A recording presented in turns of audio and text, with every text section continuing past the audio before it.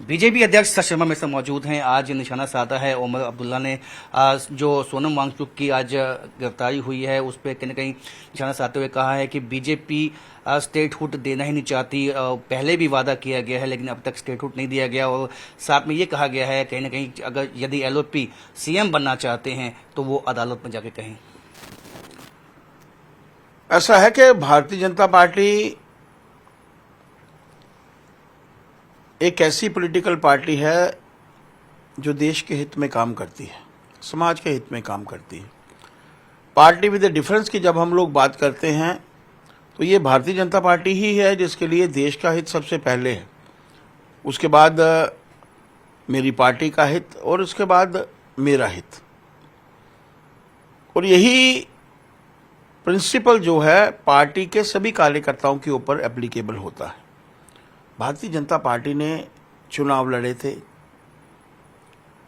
और इस पिछले असेंबली चुनाव में ये ठीक है कि भारतीय जनता पार्टी के लगभग 1.5 लाख वोट नेशनल कॉन्फ्रेंस से ज़्यादा थे, लेकिन लोगों ने उनको अक्सरियत दी और उसके बाद वो सत्ता में है।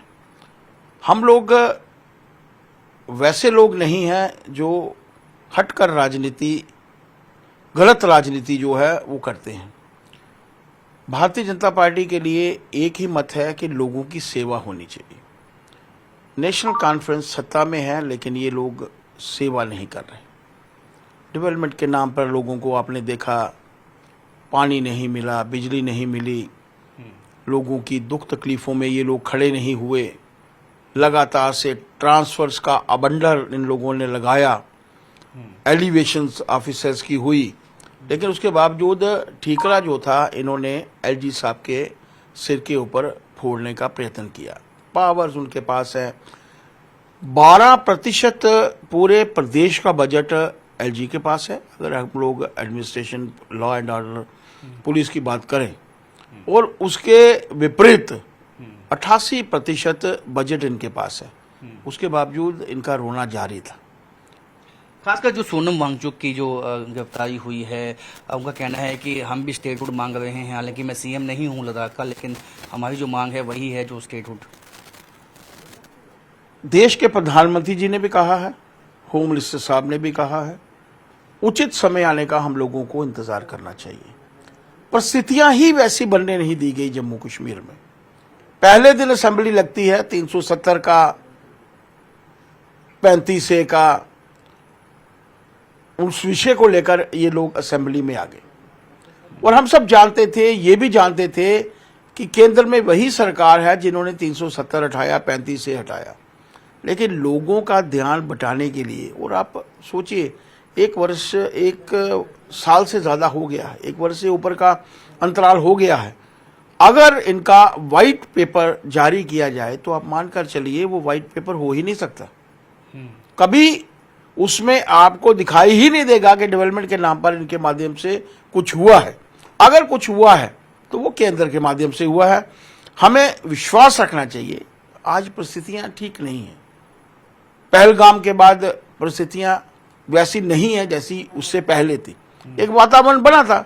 होम मिनिस्टर साहब ने भी संसद में कहा है, प्रधानमंत्री जी ने लगातार अपने बयानों में कहा है, क्यों कर हमें उन पर विश्वास नहीं है।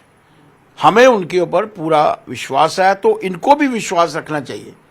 वांगचुक के विषय को लेकर ये थोड़ा सा हटकर राजनीति कर रहे हैं।